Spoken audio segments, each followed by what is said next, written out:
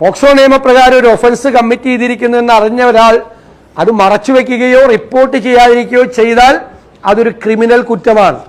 4.5 കൊല്ലം മുമ്പ് ഈ റിപ്പോർട്ട് കയ്യിൽ കിട്ടിയിട്ട് അത് വായിച്ച മുഖ്യമന്ത്രിയും അന്നത്തെ സാംസ്കാരിക മന്ത്രിയും ഇന്നത്തെ സാംസ്കാരിക മന്ത്രിയും ക്രിമിനൽ കുറ്റമാണ് ചെയ്തിരിക്കുന്നത്.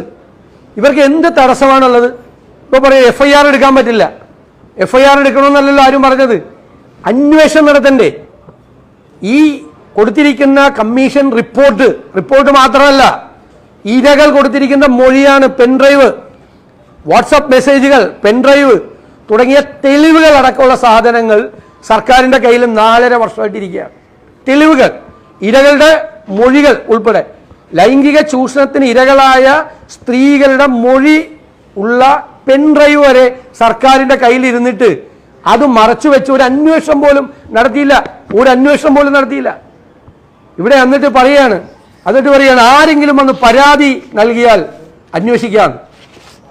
ഈ കമ്മീഷൻ റിപ്പോർട്ടിൽ തന്നെ പറഞ്ഞിട്ടുണ്ടല്ലോ, ഒരു കാരവൻ ഡ്രൈവർ ഒരു നടിയുടെ മുറിയിൽ അതിക്രമിച്ച് കയറി ഇരുന്നിട്ട് അവർ പോലീസിന് പരാതി കൊടുത്തിട്ട് ഒരു നടപടിയും സ്വീകരിച്ചില്ല എന്ന് ഈ റിപ്പോർട്ടിൽ തന്നെ പറയുന്നുണ്ട്. മാത്രമല്ല, ഇതിനെന്തിനാണ് ഇങ്ങനെ ഒരു ഒഫൻസ് നടന്നു, ഒഫൻസിന്റെ പരമ്പര നടന്നു എന്ന് വ്യക്തമായി, നടന്നതിൻ്റെ ഉള്ള തെളിവുകളുണ്ട്, മൊഴിയുണ്ട്. അതിന്റെ പുറത്ത് ഒരു അന്വേഷണം നടത്തി. ഞങ്ങളതാ പറഞ്ഞത്, ഒരു വനിതാ IPS, സീനിയർ ആയിട്ടുള്ള വനിതാ IPS ഉദ്യോഗസ്ഥരുടെ ഒരു ഇൻവെസ്റ്റിഗേഷൻ ടീം ഉണ്ടാക്കി അന്വേഷിച്ച് നടപടിയെടുത്താൽ മതി.